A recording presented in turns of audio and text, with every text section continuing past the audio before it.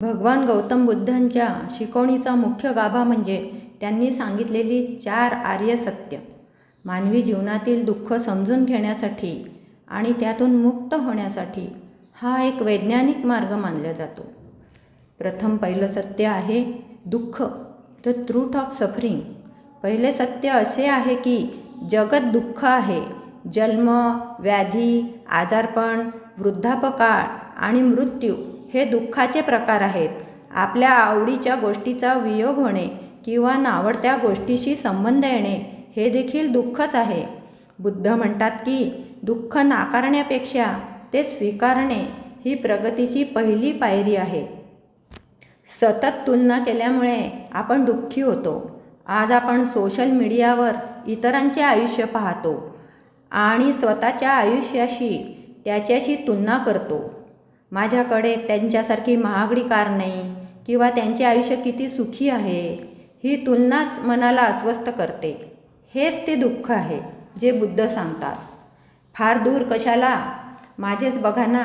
एक व्यवहार मी आधी केला नाही तर मला 2,000 रुपये जास्त द्यावे लागले. मला फारच दुःख होत राहिले. 2,000 रुपये जास्त द्यावे लागले दुसऱ्यांपेक्षा म्हणून.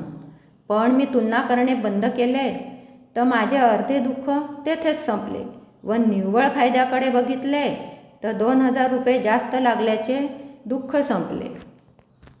दुसरं आर्य सत्य आहे दुःख समुदाय, the truth of the cause of suffering. दुसरे सत्य दुःखाच्या कारणाबद्दल आहे. बुद्ध सांगतात की दुःखाचे मुख्य कारण तृष्णा, डिझायर आहे. जेव्हा आपण वस्तूंवर, व्यक्तीवर किंवा परिस्थितीवर अवास्तव आसक्ती ठेवते तेव्हा दुःखाची निर्मिती होते. सतत काहीतरी मिळवण्याची ओढ आणि जे आहे ते गमावण्याची भीती हे सर्व क्लेशांचे मूळ आहे. दुःखाचे मूळ कारण अवास्तव अपेक्षा, तृष्णा किंवा इच्छा आहे. उदाहरणार्थ, ऑफिसमध्ये प्रमोशन न मिळाल्यास आपल्याला दुःख होते. इथे प्रमोशन मिळण्याची अति इच्छा आणि ते न मिळाल्यास आलेले अपयश पचवता न येणे हीच ती तृष्णा आहे. आपण परिस्थितीवर नियंत्रण मिळवू पाहत असलो तरी ते आपल्या हातात नसते. तिसरे सत्य आहे दुःख निरोध, the truth of the end of suffering. तिसरे सत्य आशेचा किरण दाखवते. बुद्ध म्हणतात की दुःखाचा अंत करणे शक्य आहे जर आपण आपल्या मनातील तृष्णा, लोभ आणि मोह यांचा त्याग केला तर आपण दुःखातून मुक्त होऊ शकतो. या अवस्थेलाच निर्वाण किंवा परमशांती असे म्हटले जाते. हे सांगते की मनुष्य स्वतःचे दुःख स्वतःच दूर करू शकतो. जेव्हा आपण हे मान्य करतो, ॲक्सेप्ट करतो की परिस्थिती नेहमी माझ्या मनासारखी असणार नाही, तेव्हा अर्धे दुःख तिथेच संपते.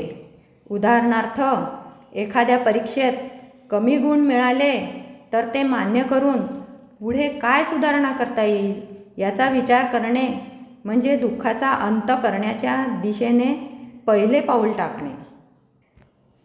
चौथे आर्य सत्य आहे दुःख निरोध, गमिनी प्रतिपदा, the truth of the path to the end of suffering.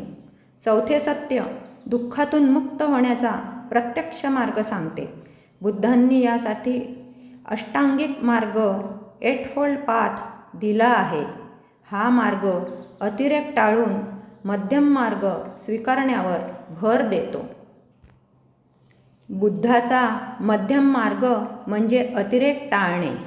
उदाहरणार्थ, कोणाशी तरी रागात बोलून नाते खराब करण्यापेक्षा शांत राहून विचारपूर्वक बोलणे यामुळे भविष्यातील मोठे मानसिक दुःख टळते.